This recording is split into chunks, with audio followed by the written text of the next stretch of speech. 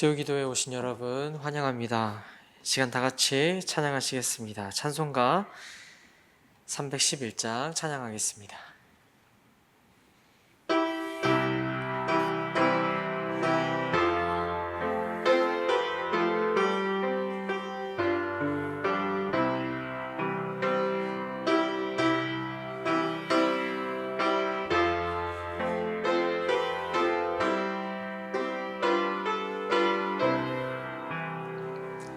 내 너를 위하여 몸 버려 피 흘려 내 죄를 속하여 살 길을 주셨다. 널 위해 몸을 주건만 너무 어추느냐. 널 위해 몸을 주건만 너무 어추느냐.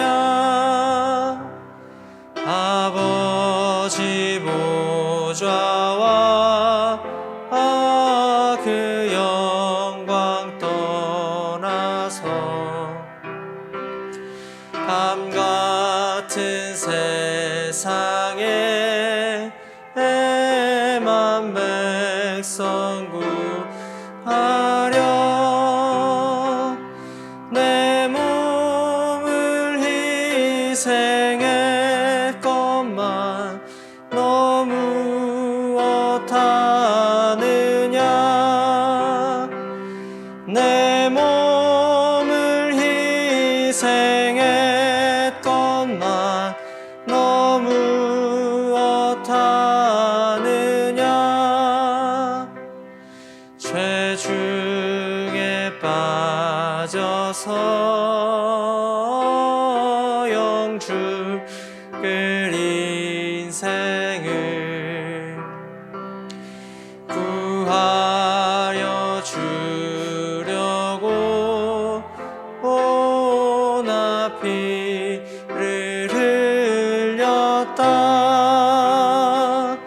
내 죄를 대속했건만 너무 어떠하느냐. 내 죄를 대속했건만 너무 어떠하느냐.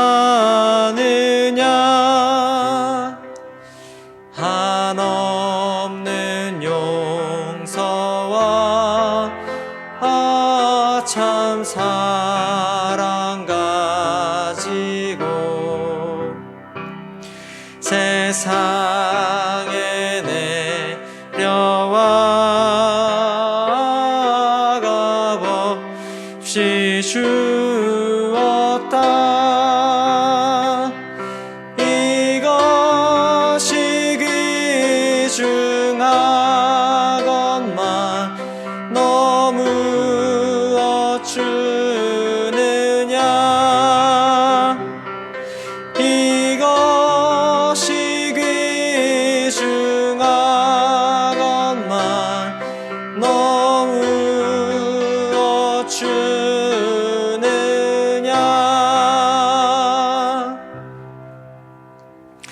아멘. 다음으로는 410장 찬양하겠습니다. 내 한맘에 노래 있어 같이 찬양하겠습니다.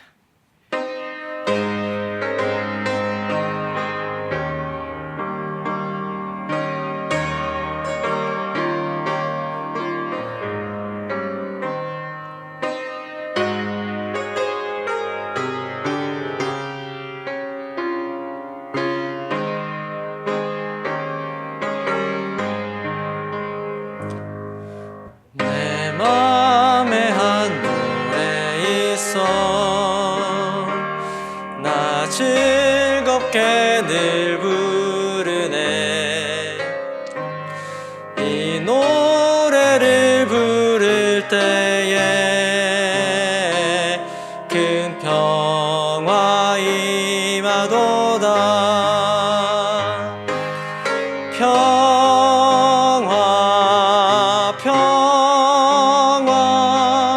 하나님 주신 선물,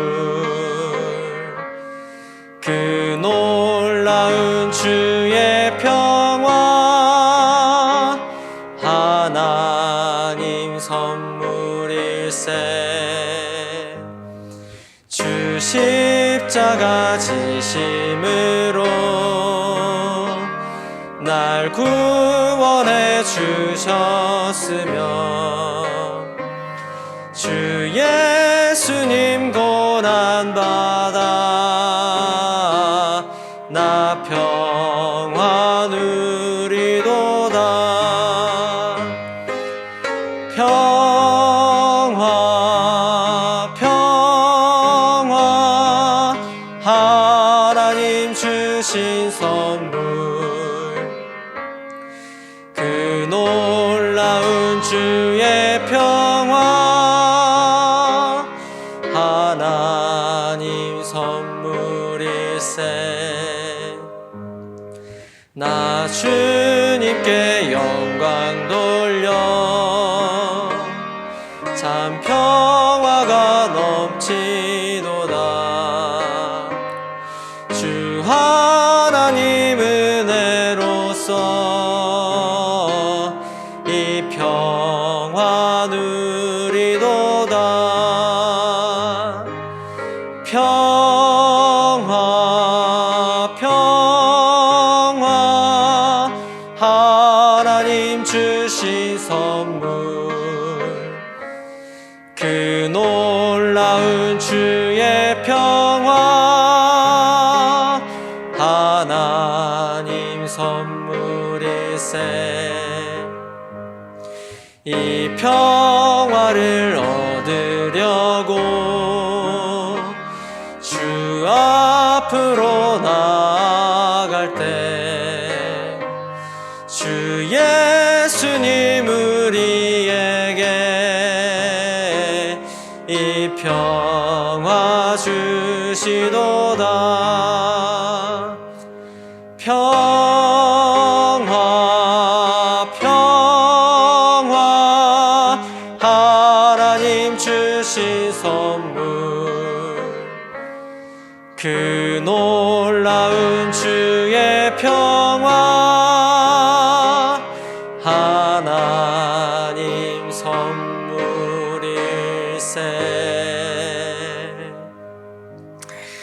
시간 다 같이 기도하면 좋겠습니다. 기도하실 때 이 땅과 이 교회를 위해 기도하면 좋겠습니다. 지금 저희가 고난주간을 지나고 있습니다. 하나님께서는 이 세상을 섬김으로, 사람을 섬김으로, 낮아지심으로, 겸손함으로 우리를 섬겨주셨습니다. 우리를 사랑해 주셨습니다. 우리가 그 예수님의 발자취를 따라가길 원합니다. 부디 승리교회를 중심으로, 그리고 다른 우리 한국교회, 그리고 온 세계교회가 예수님의 발자취만을 따라가게 해달라고, 예수님께서 말씀하신 자기 십자가를 지고 자기를 부인하고 그 예수님을 따라갈 수 있도록, 누구든지 따를 수 있다고 말씀하셨던 그 예수님의 말씀을 기억하며 우리 교회가, 그리고 이 세상이 예수님 앞에 엎드릴 수 있도록 그렇게 간절히 기도하며 나아가면 좋겠습니다. 기도하겠습니다.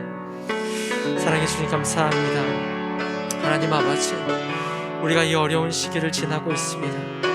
하나님, 우리에게 말씀하여 주시고 부디 이 땅의 왕 되시는 예수님 앞에 이 세상에 엎드릴 수 있도록 도와주시옵소서.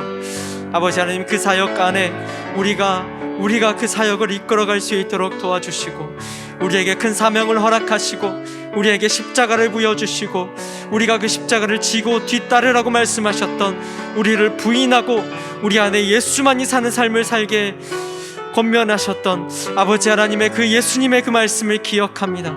하나님, 부디 이 교회가, 이 땅의 교회가 예수님의 그 발자취만을 따라갈 수 있도록, 자기 십자가를 지고 따라갈 수 있도록 주님 함께하여 주시옵소서.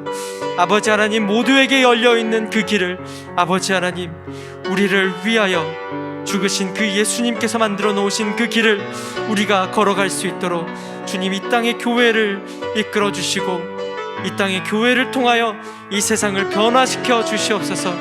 주님 아버지, 함께하여 주시길 간절히 소망합니다. 이 시간 한 가지 더 기도하길 원합니다. 참 상황이 어렵습니다. 백신을 맞기 시작했고 희망이 보이는 듯 하지만 지금 이 긴 시간 때문에 더 어려움에 처해 있는 사람들이 있습니다. 취약계층일수록, 그리고 이 코로나 상황에, 사회적 거리두기 상황에 영향을 받는 직종일수록 더 어려움에 처해 있습니다. 그들을 생각하며 내 주위에, 혹은 내가 잘 알지 못하는 그 어려움에 처한 사람들을 생각하며 그들을 중보하며 나아가면 좋겠습니다. 같이 기도하시겠습니다. 사랑해 주님 감사합니다. 하나님, 정말 이 상황 때문에 더 어려움에 처해 있는 이들이 있습니다. 아버지 하나님, 이 땅을 불쌍히 여겨주시고 그들을 불쌍히 여겨주셔서 아버지 하나님, 온전히 그들이 주님 안에서 회복될 수 있도록 주님 인도하여 주시옵소서. 아버지 하나님, 함께하여 주시옵소서. 하나님, 인도하여 주시고 아버지 하나님, 그들을 도우시옵소서. 아버지, 이 교회를 사용하여 그들을 도우시옵소서. 아버지 하나님, 우리가 주님의 손과 발이 되게 하여 주시옵소서. 주님, 함께하여 주시옵소서. 아버지, 인도하여 주시옵소서.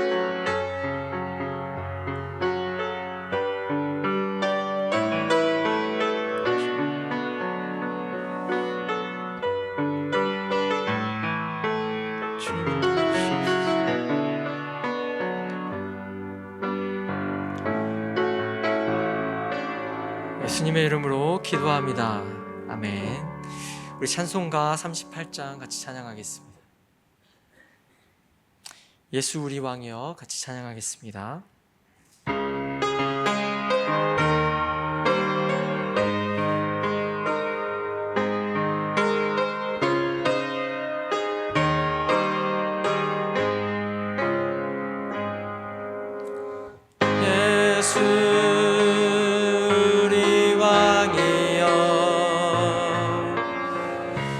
이곳에 오셔서 우리가 왕께 드리는 영광을 받아 주소서. 우리는 주님의 백성, 주님은 우리 왕이라. 왕이신 예수 오셔서 좌정하사 다스리소서.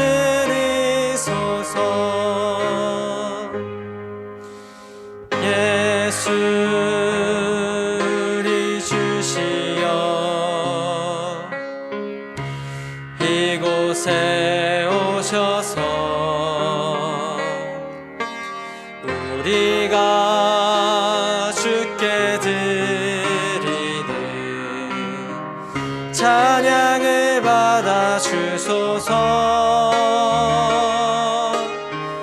우리는 주님의 종들, 주님은 우리 주시라. 주 대신 예수님 오셔서 이 찬양을 받아 주소서. 이 시간 같이 예배를 위해서 기도하면 좋겠습니다. 오늘 예배 자리에 나온 우리를 주님 만나주시고 하나님의 말씀이 우리의 마음판에 새겨질 수 있도록 그 말씀으로 인하여 우리가 하나님 나라를 살아내고 하나님의 뜻을 선택하며 하나님의 방식대로 삶을 살아낼 수 있도록 주님 함께하여 주십시오. 그렇게 오늘 예배를 위해 기도하며 죽겠습니다. 또 하나는 말씀 전하시는 홍용환 목사님을 주님께서 함께하셔서 그 입술을 주장하시고 아버지 성령 하나님께서 힘주셔서 하나님의 말씀만을 대언할 수 있도록 해달라고, 그렇게 오늘 예배와 우리 자신을 위해서 같이 기도하며 나아가면 좋겠습니다. 기도하겠습니다. 사랑해 주님 감사합니다. 하나님, 우리가 주님 앞에 나왔습니다.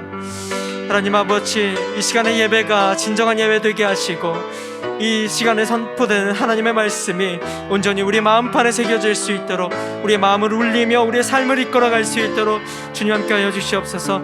우리 말씀 전하시는 목사님 함께 하셔서 아버지 하나님 풍성한 말씀 전하실 수 있도록 주님 인도하여 주시옵소서. 아버지 하나님, 오늘 예배가 주님께서 받으시는 예배 될 수 있도록 주님 함께하여 주시옵소서.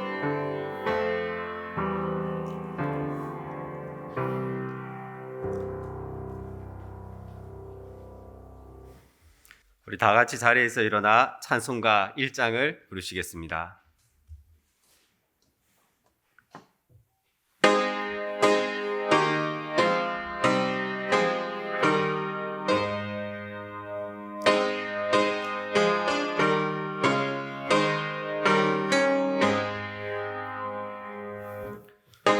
만복의 근원 하나님, 온 백성 찬송 드리고 저 천사여 찬송하세. 찬송 성부 성자 성령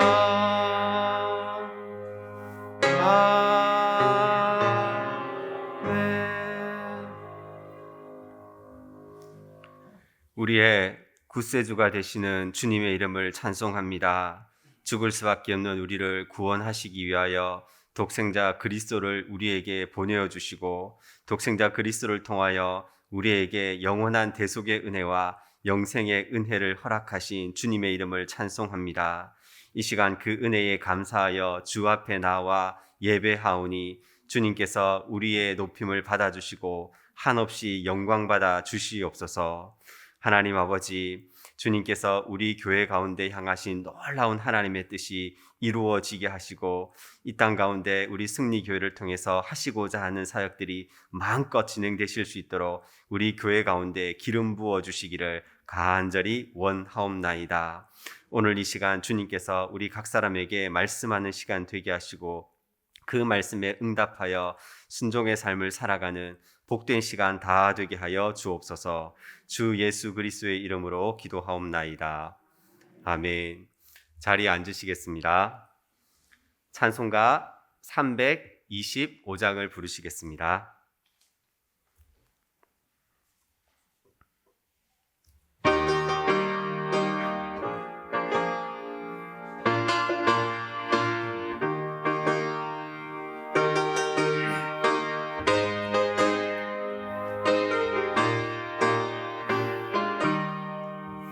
예수가 함께 계시니 시험이 오나 겁없네. 기쁨의 근원 되시는 예수를 위해 삽시다. 날마다 주를 섬기며 언제나 주를 기리고 그 사랑 안에 살면서 딴 길로 가지 맙시다.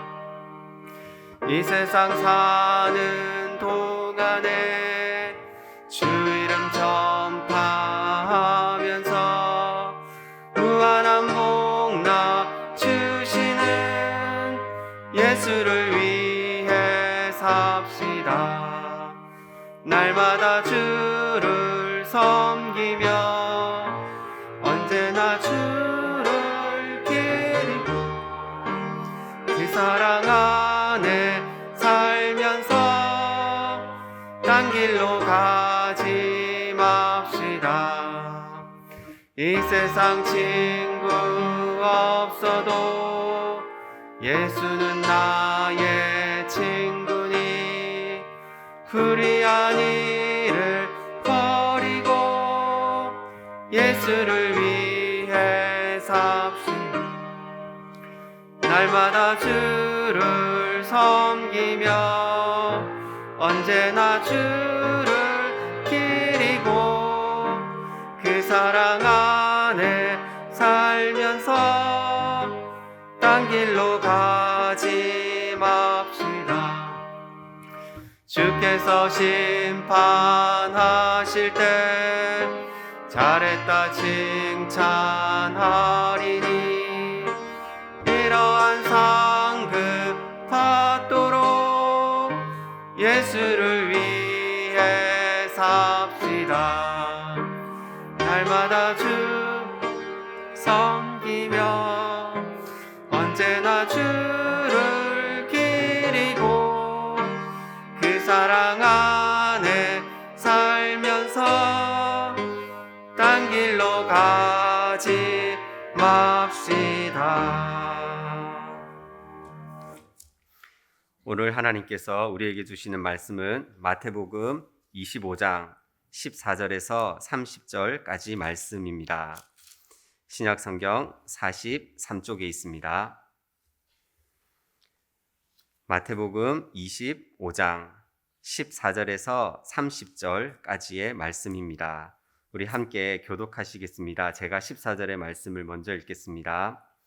또 어떤 사람이 타국에 갈 때 그 종들을 불러 자기 소유를 맡김과 같으니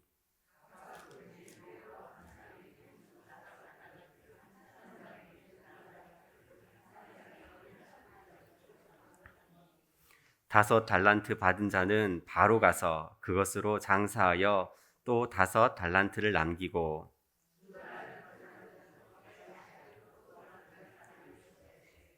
한 달란트 받은 자는 가서 땅을 파고 그 주인의 돈을 감추어 두었더니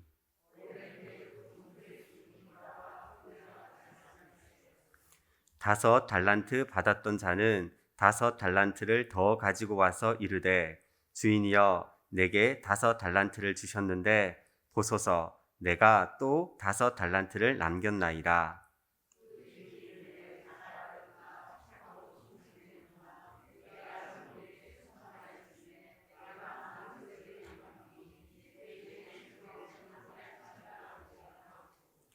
두 달란트 받았던 자도 와서 이르되 주인이여 내게 두 달란트를 주셨는데 보소서 내가 또 두 달란트를 남겼나이다.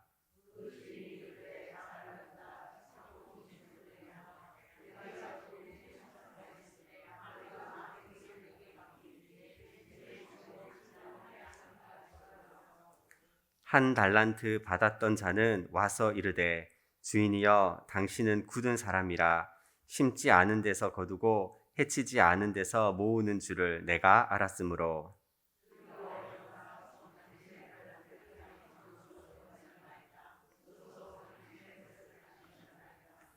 그 주인이 대답하여 이르되 악하고 게으른 종아 나는 심지 않은 데서 거두고 해치지 않은 데서 모으는 줄로 내가 알았느냐.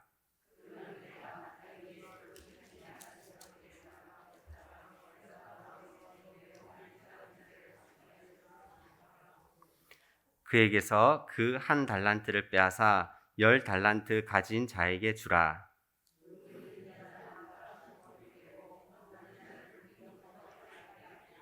함께 읽습니다. 이 무익한 종을 바깥 어두운 데로 내쫓으라. 거기서 슬피 울며 이를 갈리라 하니라. 아멘. 오늘도 수요 기도회 가운데 오신 여러분을 주님의 이름으로 축복합니다. 주님께서 오늘도 여러분 한 분 한 분에게 큰 은혜 내리시기를 축원합니다. 제가 초등학교를 다닐 때 가정환경 조사서라는 것이 있었습니다. 학생들의 가정환경을 잘 알면 교육하는 데 도움이 될까 해서 조사를 했던 것 같습니다.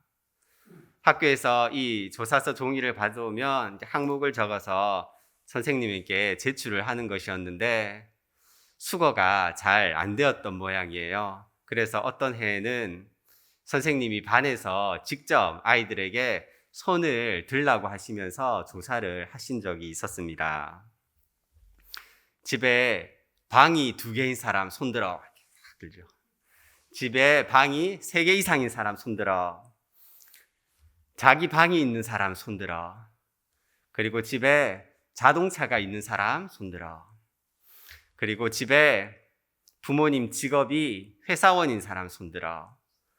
자영업 하시는 분 손들어. 이런 식으로 조사를 했었습니다. 이렇게 손을 들다 보면 특징이 있어요. 어떤 친구는 손을 드는데 주위를 아주 두리번 그리면서 자신 있게 팔을 쫙 펴는 친구가 있어요. 이렇게 근데 또 어떤 친구는 평소에 그렇게 개구장이고 잘 까불던 친구인데 그날만큼은 고개를 푹 숙이고 얼굴이 빨개져서 손을 이렇게 들었는지 안 들었는지 모를 정도로 드는 친구들도 있었습니다.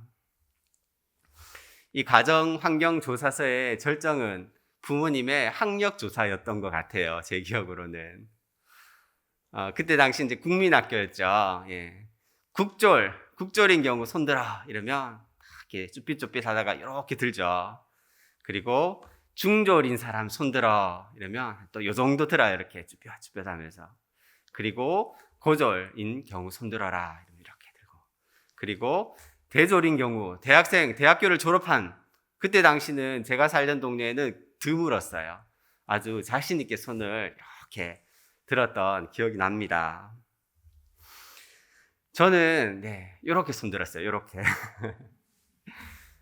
지금 생각해보면 그게 그렇게 부끄럽고 창피했다면 거짓말로 좀 해도 됐을 텐데 뭐 누가 조사를 하는 것도 아니고 확인증을 끊어오라고 하는 것도 아니기 때문에 그냥 좀 거짓말로 해서 자신 있게 손 들면 됐을 텐데 또 그렇게는 안 했던 것 같아요.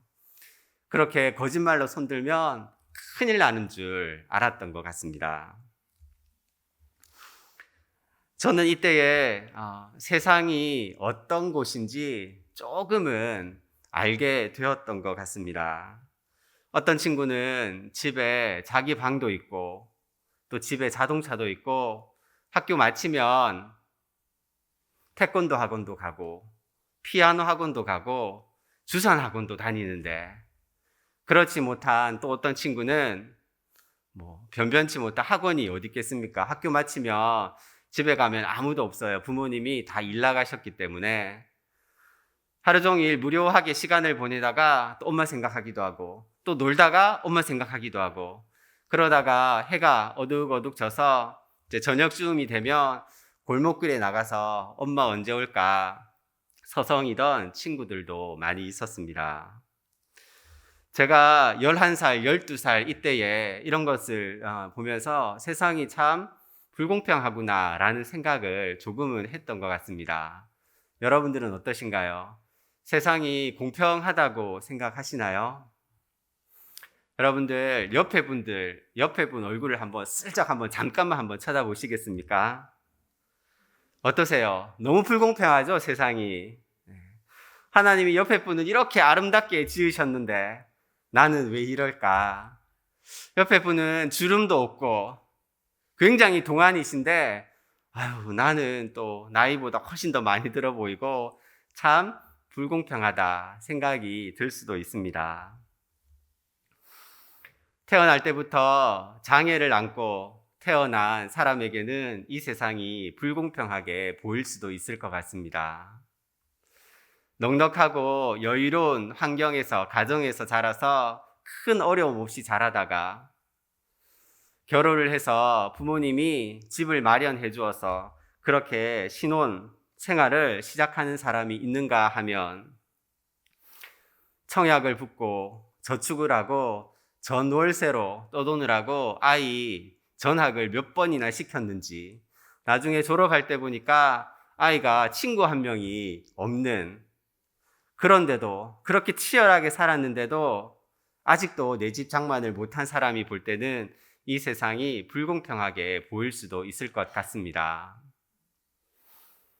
정말로 성실하게 부지런하게 열심히 살았는데 아무리 발버둥 쳐 보아도 안 되는 사람도 참 많습니다. 그런 분들이 볼 때는 세상 참 불공평하게 보이지 않겠습니까?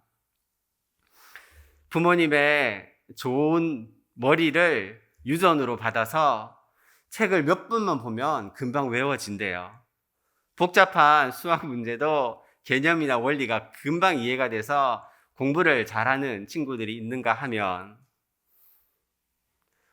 아무리 밤새서 공부해도 아무리 생각해 보아도 이해가 되지 않고 틀린 문제는 자꾸만 틀리는 그런 친구도 있습니다. 밤새여서 죽어라 공부해도 안 되는 친구가 볼 때는 세상 참 불공평하구나 이런 생각을 할 수도 있을 것 같습니다. 그렇게 이 세상이 불공평하다라고 생각하는 사람이 많아서일까요? 우리 사회는 불공평한 일이 일어나면 참을 수 없어 굉장히 분노합니다. 부모님의 후광으로 노력 없이 명문대를 진학했다거나,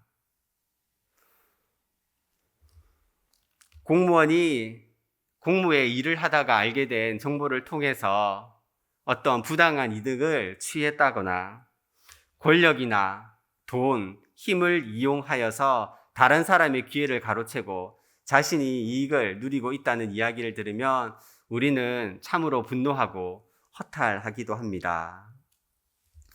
그런데 여러분, 그렇게 살다 보면 그래, 세상은 원래 그렇지. 세상은 원래 불공평해. 그러려니 하고 살 수는 있는데 정말 견딜 수 없는 것은 어떤 때는 하나님마저 불공평하게 느껴질 때가 있더라는 겁니다. 하나님을 잘 믿으면 하나님은 그 자녀를 사랑하시고 복을 주십니다. 하나님 말씀에 순종하고 그 말씀을 즐거워하고 봉사하고 헌금 생활 열심히 하고 그렇게 하나님을 잘 믿으면 하나님은 우리에게 복 주시는 분임은 틀림없습니다. 저도 굳게 믿습니다. 간증을 하라고 하면 많은 분들이 간증을 하실 것 같아요. 제가 이런 어려움이 있었는데 하나님 붙들고 기도했고 또 열심으로 맡겨진 일 충성되이 했더니 하나님이 사업을 일으켜 주셨습니다. 우리 자녀 문제를 해결해 주셨어요. 상황이 어렵고 힘들었지만 그래도 끝까지 주님 붙들고 매달리고 기도했더니 하나님이 응답해 주셨어요. 라고 간증하는 분들이 참 많을 겁니다. 그런데 그만큼 그에 못지않게 나도 열심히 믿었는데, 나도 정말 하나님을 사랑했고 그분의 말씀을 지키려고 발버둥 치면서 살았고, 아이 학원은 끊으면서도 헌금 생활은 멈추지 않았고, 평일날 녹초가 되어서 그렇게 힘들어도 주일 되면 봉사하기 위해서 벌떡벌떡 일어나고 결석 한번 안 하고 그렇게 열심히 했는데 일이 안 풀리고 이해할 수 없는 고난이 있고 떨어지고 실패하고 넘어진 사람들도 많이 있더라는 겁니다.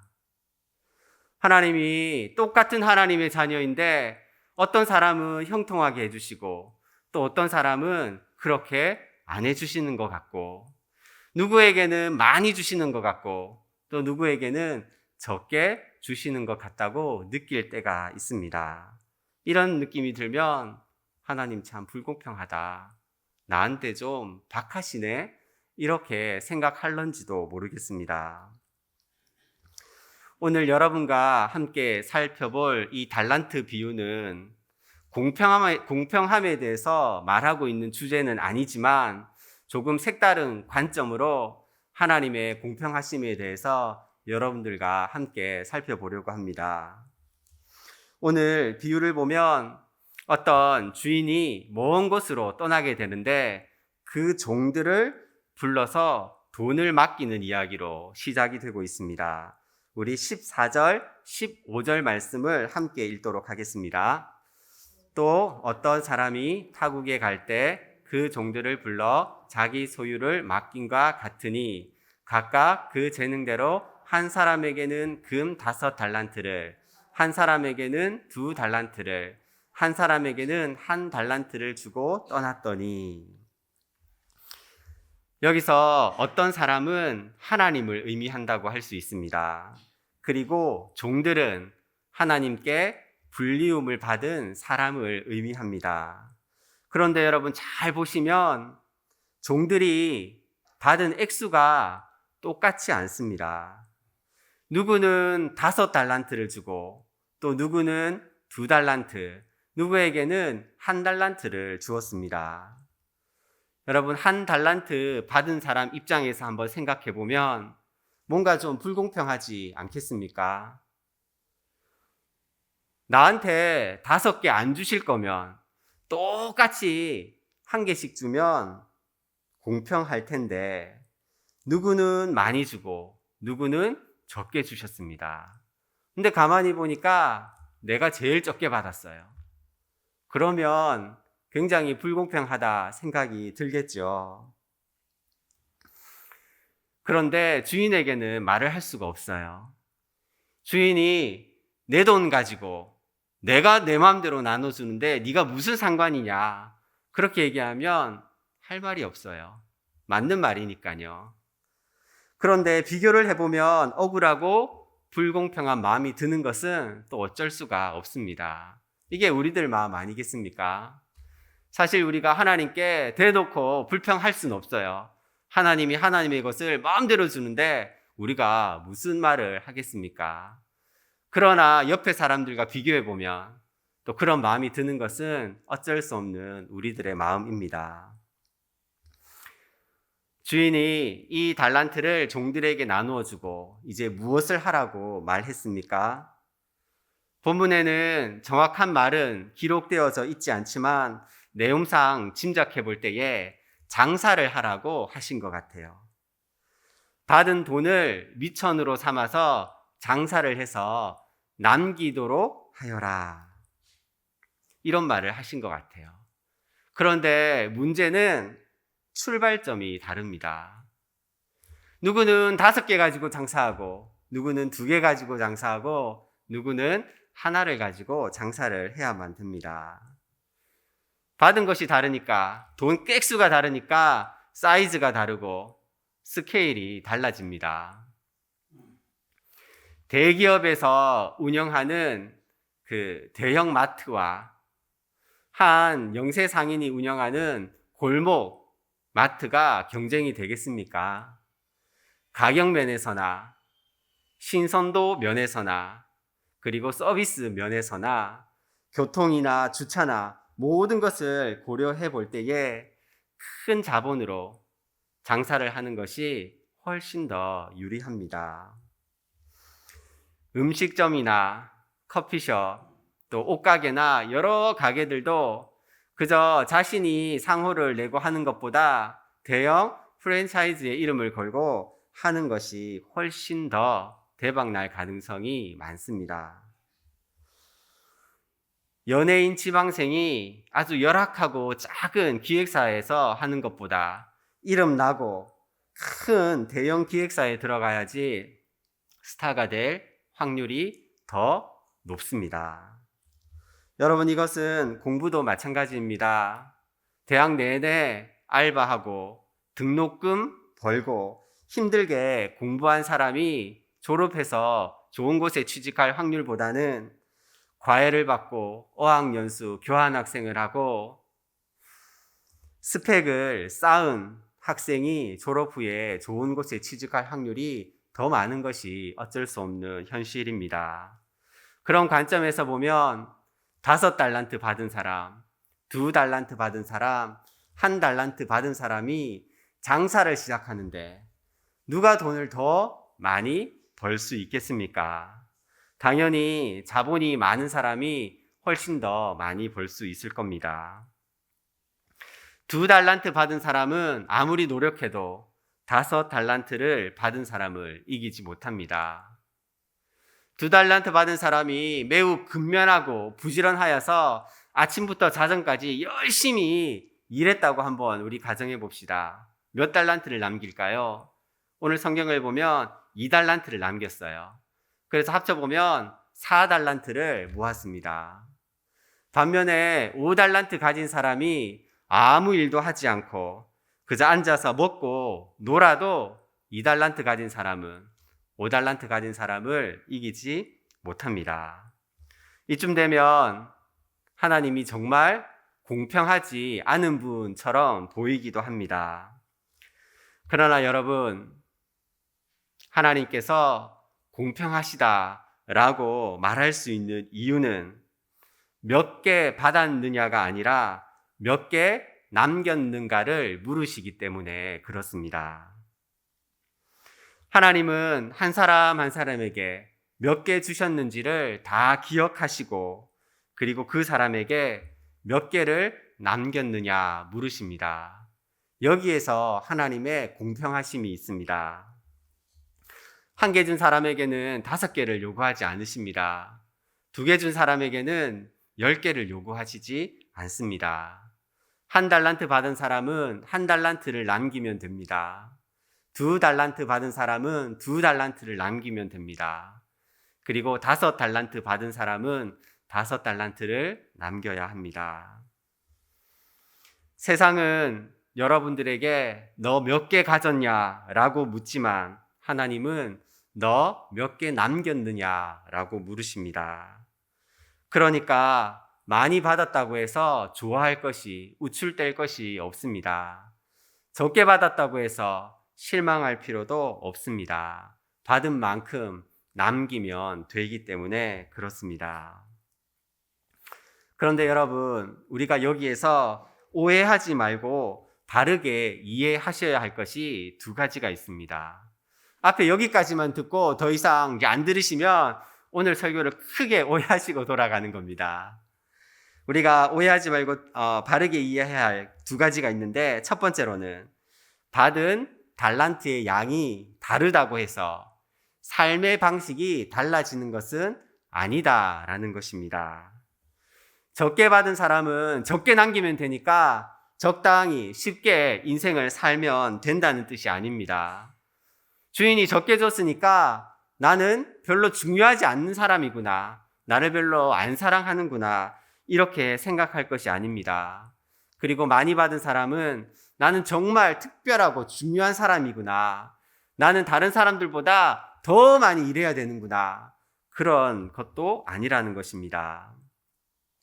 1달란트 받은 사람이 1달란트를 남기면 되니까 적당히 살아도 되고, 5달란트 받은 사람은 더 열심히 뼈가 으스러지도록 살아야 한다는 뜻을 말하고 있는 것은 아닙니다. 1개 받은 사람이 1개를 남기고, 2개 받은 사람이 2개를 남기고, 5개 받은 사람이 5개를 남기기 위해서는 각자가 주어진 상황에서 최선을 다해 살아야만 합니다. 그래야지 남길 수 있습니다. 대충, 설렁설렁, 적당히 인생을 즐기면서 편안하게 살면 그 누구도 달란트를 남길 수 없습니다.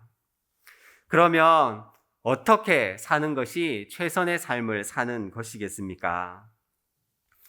주인이 돌아와서 칭찬한 종들에게 어떤 칭찬을 했느냐를 보면 그 종들이 어떤 삶을 살았는지 알 수 있습니다. 무엇이라고 칭찬했습니까? 달란트를 남긴 종들을 향해서 착하고 충성된 종아, 내가 적은 일에 충성하였구나 라고 칭찬을 했습니다. 착하고 충성된 삶을 살았더니 달란트를 남기게 되었고, 주인이 돌아와서 그 남기게 된 종들에게 착하고 충성된 종이라고 칭찬을 하게 되었습니다. 남기는 인생 플러스 인생을 살기 위해서는 우리는 착한 삶, 선한 삶을 살아야 합니다. 그리고 충성스러운 삶, 신실한 삶을 살아야지만 남기는 인생이 될 수 있습니다. 장애를 안고 태어나신 분이 계셨습니다. 태어날 때부터 한 번도 스스로 걸어본 적이 없고, 글자 한 문장을 쓰는데도 몇십 분이 걸리는 그런 중증 장애를 안고 계신 분이셨습니다. 그분이 하시는 말씀이, 저는 1달란트도 안 받은 것 같아요. 하나님이 저에게는 1달란트도 안 주신 것 같습니다. 제가 할 수 있는 일이 하나도 없어요.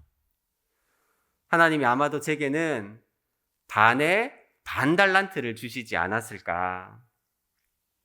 하지만 하나님이 공평하다고 생각하는 것은 나의 주어진 삶에서 내가 할 수 있는 선하고 충성스러운 삶, 신실한 삶을 살아간다면 저도 이 다음에 주님이 오셨을 때에 착하고 충성된 종이라고 칭찬을 받으며 안아주실 것이라고 생각합니다. 라고 이야기하는 것을 들은 적이 있습니다.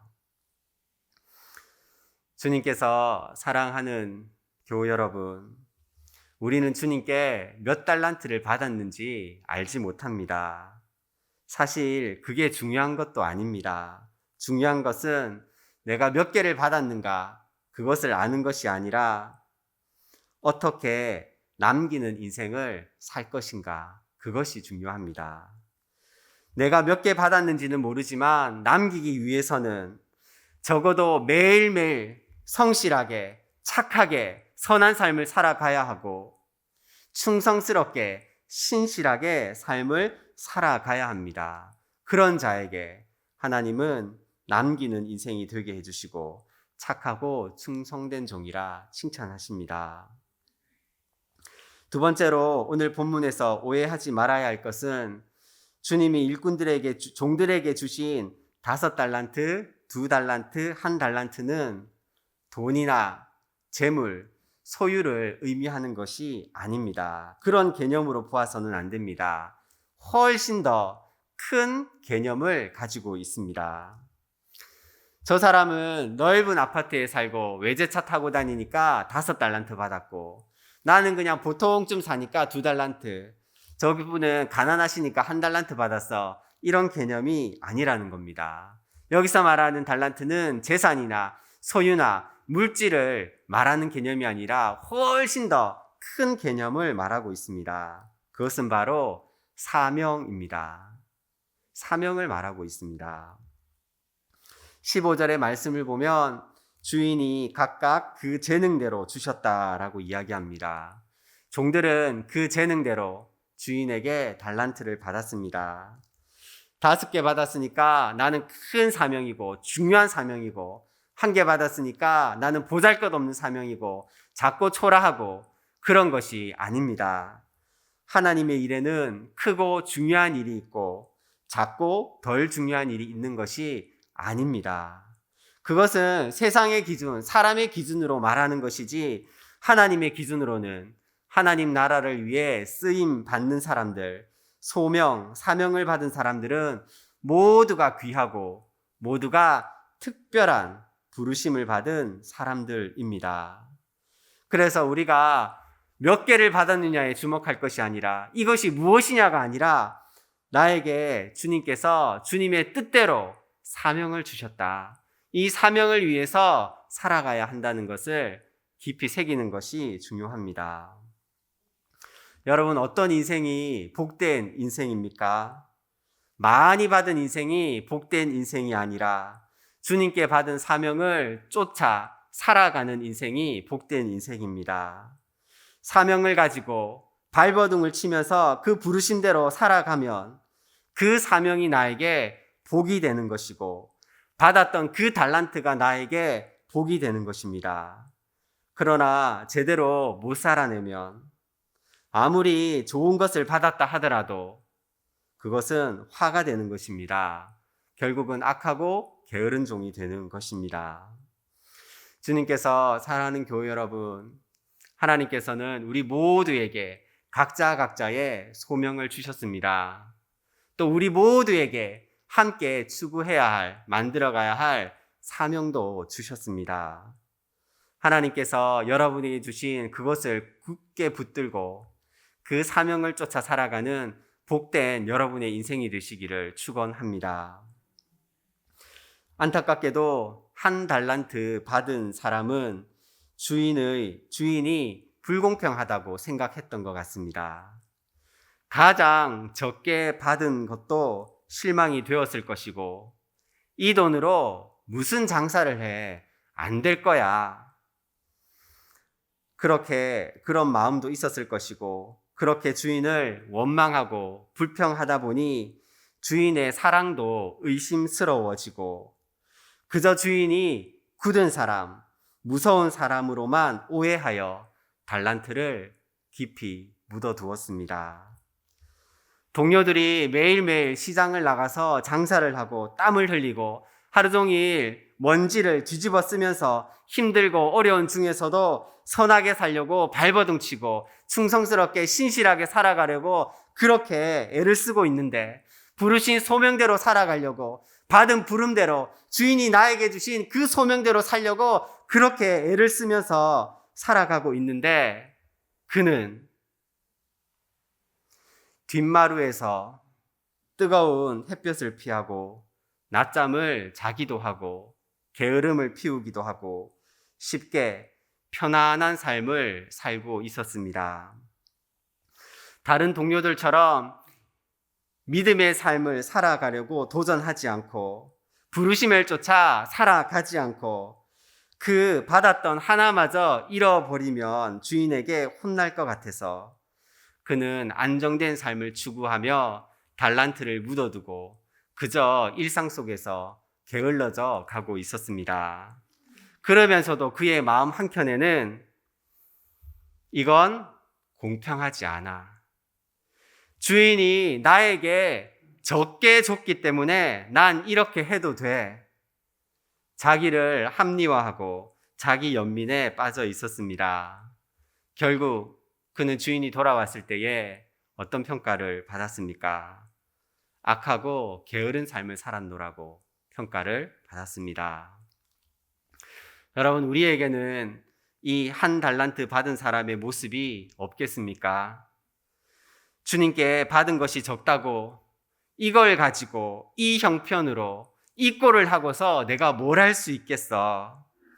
내가 가진 것이 너무 작고 초라해 보여서 사람들 앞에 서면 내가 얼마나 초라해지고 비참해지는지, 사람들에게 더 이상 상처받는 것도 싫고 아무도 알아주지 않는 착한 삶, 선한 삶 살아봤자 뭐해? 하나님과 나만 아는 충성스러운 삶, 신실한 삶 필요 없지. 소명을 흙으로 덮어버리지는 않으셨습니까?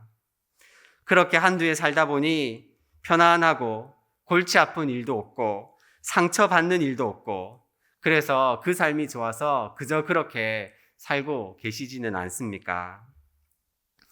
주님이 나에게 주신 사명을 쫓아서 그것이 작은 삶이라 할지라도 선하고 착하게 신실하게 충성스럽게 살아가는 여러분들의 삶이 되시기를 진심으로 축복합니다. 세상은 여러분들에게 묻습니다. 너 몇 개 가졌냐? 많이 가진 사람은 성공한 사람이고 형통한 사람이라고 세상은 말합니다. 그러나 하나님은 그 인생이 형통하고 성공한 인생이 아니라 얼마를 남기며 살아가는 인생, 남기면서 소명을 쫓아 살아가고 있는 인생이 복된 인생, 형통한 인생이라고 말씀하십니다. 내게 주신 것이 어떤 것이든 그것을 가지고 착하고 선하게 살아가십시다. 신실하게 충성스럽게 오늘도 살아가십시다. 아무도 몰라줘도 주님은 다 아십니다. 우리 주님은 공평하신 하나님이기 때문에 그렇습니다. 우리 함께 기도하겠습니다. 함께 우리 기도하실 때는 하나님 아버지, 복 있는 인생이, 많이 받은 인생이 아니라 사명을 쫓아 살아가는 인생이 복된 인생입니다. 선하고 착한 삶을 살아가는 것이, 충성된 삶을 살아가는 것이 복된 인생입니다. 제게 주신 이 소명, 달란트를 가지고 그렇게 살아가는 저의 삶이 되게 하여 주십시오. 우리 첫 번째로 기도하시고, 두 번째로는 주님, 묻어두었던 달란트를 다시 꺼내겠습니다. 착하고 충성된 삶, 아무도 알아주지 않고 주님과 나만 아는 선하고 신실한 삶이라 할지라도 그렇게 공평하신 주님 바라며 살아가도록 하겠습니다. 우리 함께 기도하겠습니다. 하나님 아버지, 오늘도 주님 앞에서 우리가 선하고 복된 삶을 살아가기를 원합니다. 하나님 아버지, 많이 받은 인생이 복된 인생이 아니라 사명을 쫓아 살아가는 사람이 복된 인생이며 그 사명과 부르심을 쫓아 살아갈 수 있도록 하나님 은혜를 베풀어 주시옵소서. 아버지 하나님, 우리가 주님의 묻었던 달란트를 다시 꺼내서 착하고 충성되게 살아가게 하시고 선하고 신실하게 살아가는 우리의 모습이 다 될 수 있도록 하나님 은혜 주시기를 간절히 원합니다. 우리 마지막으로 함께 기도하실 것은 고난주간 특세 중에 있습니다. 하나님께서 은혜를 허락하여 주시옵소서. 온라인으로 들으시는 분이든 또 오프라인으로 함께 하시는 분이든 모든 이들에게 하나님께서 은혜 허락하셔서 예수님을, 구세주 예수를 만나는 시간 되게 하여 주시옵소서. 또 특별히 담임 목사님을 성령의 능력으로 붙들어 주시고 사역을 잘 감당하시고 지치지 않도록 힘을 다하여 주옵소서. 우리 함께 기도하겠습니다. 하나님 아버지, 시간 동안 기도합니다. 하나님 아버지, 고난주가 특시 가운데 있습니다. 온라인 오프라인에 참여하는 모든 이들이 하나님의 큰 은혜를 느끼고 구세주 예수를 만날 수 있도록 은총을 다하여 주시옵소서. 하나님께서 담임 목사님을 성령의 능력으로 붙들어 주시고 하나님께서 함께 하셔서 지치지 않게 하시고 곤비지 않게 하여 주시고 담대하게 말씀을 잘 전할 수 있도록 하나님 역사하여 주시옵소서. 오 하나님, 하나님께서 함께 하시며 하나님의 사랑을 하여 주시기를 간절히 원하옵나이다.